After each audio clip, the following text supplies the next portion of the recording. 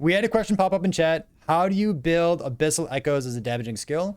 We played this character previously. It was kind of a thought experiment about how to build some damage over time without taking advantage of any of the bugged nodes in Devouring Orb. So because the question came up, I want to talk about it here. We'll post this up on YouTube just so I have something to reference in the future. Let's talk about this build. We called this our ethical Void Knight. You can see this character got to 100 in hardcore before it died. Got to wave 241. We called it Echo_no bugs. And the reason for that is that we weren't taking advantage of any of the bugs in Devouring Orb. So before we talk about what we did do in this build, let's talk about what we did not do in this build. So Devouring Orb is bugged. There's a bunch of bugs on this character.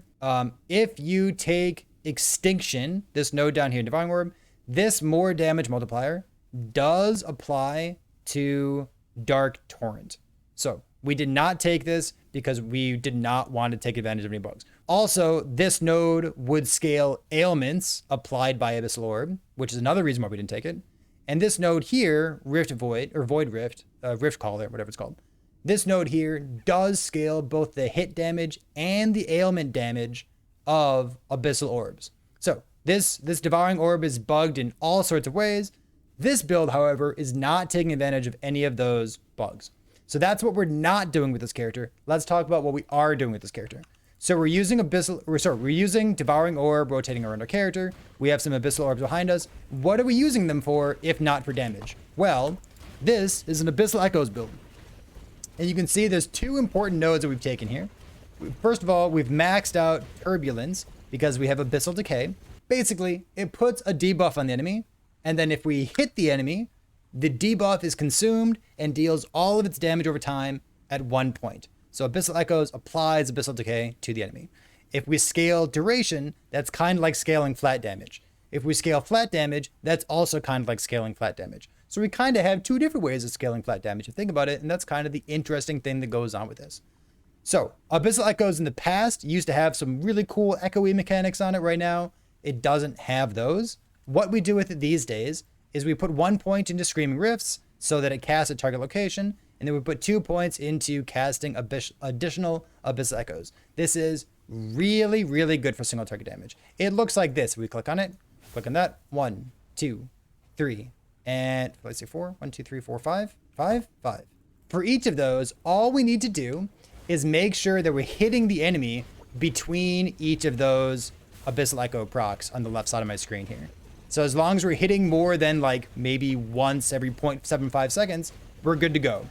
Devouring Orb does that in spades. It also helps to apply Chill. It helps to apply Slow. It helps to apply Void Damage Shred that we can get from one of our blessings up here. Chance to shred Void Resistance on hit. So it just allows us to apply more ailments because it hits so often. So that's what we're doing with the Abyssal Echoes here.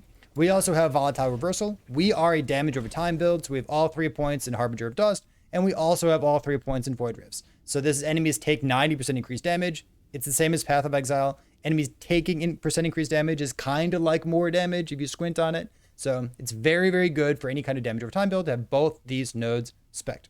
The other things that we were doing in here, we have some pretty normal looking base skill trees, getting Sigils of Hope in the Paladin tree. The one notable thing here is that we did take Future Strike.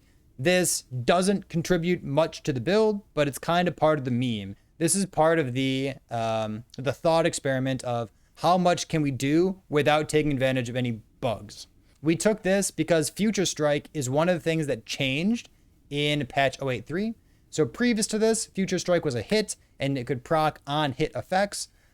In this patch, it got changed for some reason to being damage over time instead, which means even though it does its damage all in one chunk, it deals its damage at the end of that duration, it still counts as damage over time. It does not count as a hit. So if we're scaling damage over time, we're scaling void damage over time, we're scaling enemies take percent increased damage, blah, blah, blah, we can still stack up a bunch of Future Strikes, and in 2 seconds, they pop and they deal a bunch of damage. Beyond that, the gear, we just have a bunch of vitality, some damage over time, vitality, cooldown recovery speed is important because everything we're using has a cooldown on it. And then atrophy gives us 23%, I think it goes up to 25%. Penetration against all resistances for damage over time. Obviously, if you had Ravenous Void, those gloves are busted, you would use them. But I think atrophy is really good in any kind of damage over time build. It's a nice thing to just slap in until you need to upgrade beyond that. The last thing to call out here is the idols. This idol up here is a pretty slick one. It's been working its way into a lot of my builds, even builds that aren't fire damage and aren't cold damage, because you can just get a bunch of armor out of it. So on single target, when you're fighting like a boss, if you're fighting a quest boss in the monoliths, or even just like some rare monster, you basically cap out your armor just by having this idol here. So if this fits into one of my idol setups, I end up just using it because it's really good for defense.